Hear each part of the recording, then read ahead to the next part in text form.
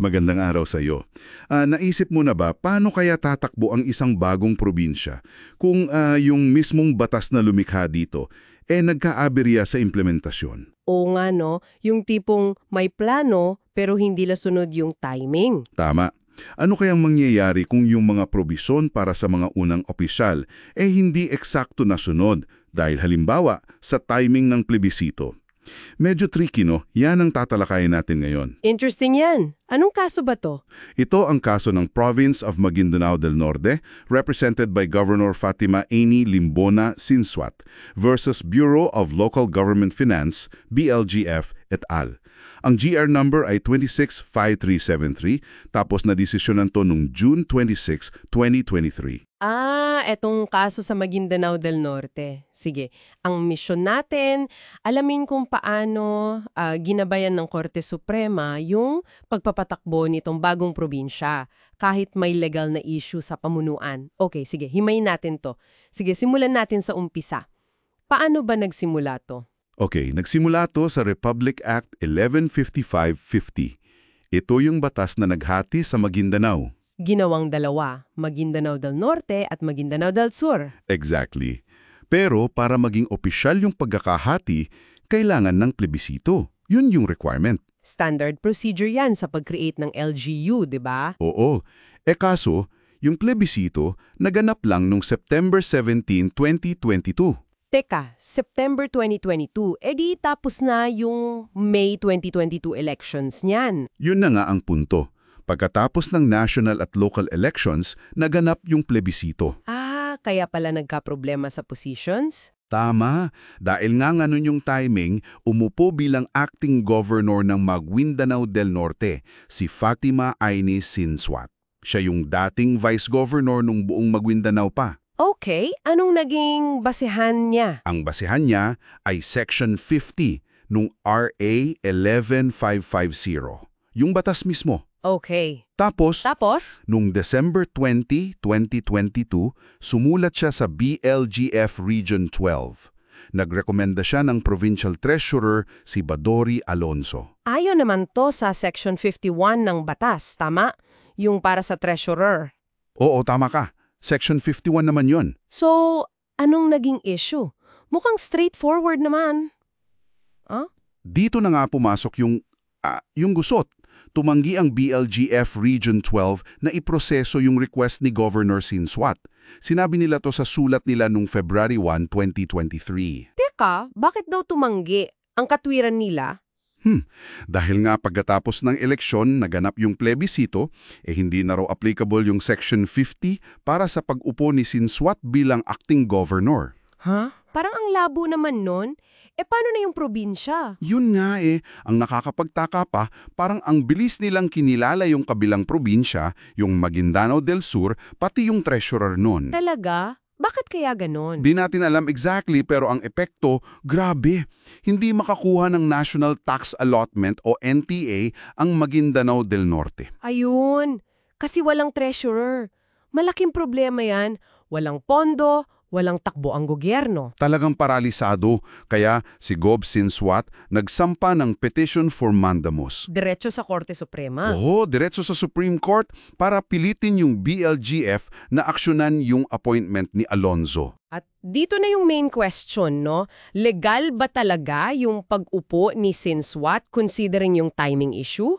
At may karapatan ba siyang pilitin ang BLGF? Yan na nga. Ano bang sabi ng Korte Suprema dito? Okay, dininig ng Korte Suprema yung kaso. Una, sabi nila, okay lang yung direct filing. Bakit? Kasi pure question of law daw yung issue, tapos may malaking public interest involved. Makes sense. Hindi na kailangan dumaan sa lower courts para sa facts. Tama.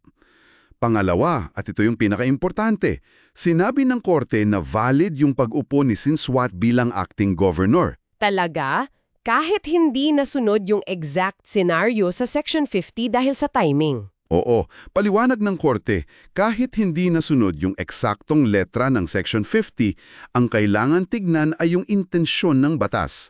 Legislative intent, kumbaga. Ano bang intensyon ng batas? Di pwedeng walang mamumuno. So para may continuity ng gobyerno. Exactly. Ginamit pa nga nila yung prinsipyo ng holdover. At saka, kailangan daw bigyang buhay yung boto ng mga tao sa plebisito. Hindi pwedeng technicality lang ang hahadlang. Malinaw. So, valid si acting governor Sinswat. Paano yung sa BLGF at sa treasurer? Pinagbigyan ng korte yung mandamos. Sabi nila, yung pagproseso ng DLGF sa rekomendasyon para sa treasurer, isa lang daw yang ministerial duty. Ministerial duty? Ano yun ulit? Ibig sabihin, trabaho nilang kailangan gawin ayon sa rules, walang diskresyon na tumanggi basta't pasok sa requirements. May umiiral na kasing Department of Finance Personnel Order No. 477-2019 na naglilinaw niyan. Sa RA 11550 para hindi umaksyon. Yun mismo. Hindi nila trabahong i-interpret yung RA 11550 sa ganong paraan. Ang trabaho nila, i-check kung qualified ba si Alonso. Kaya inutusan sila ng korte, iproseso agad ang appointment. Wow, malinaw na malinaw ang naging desisyon. Ang importante, tuloy ang serbisyo sa Maguindanao del Norte.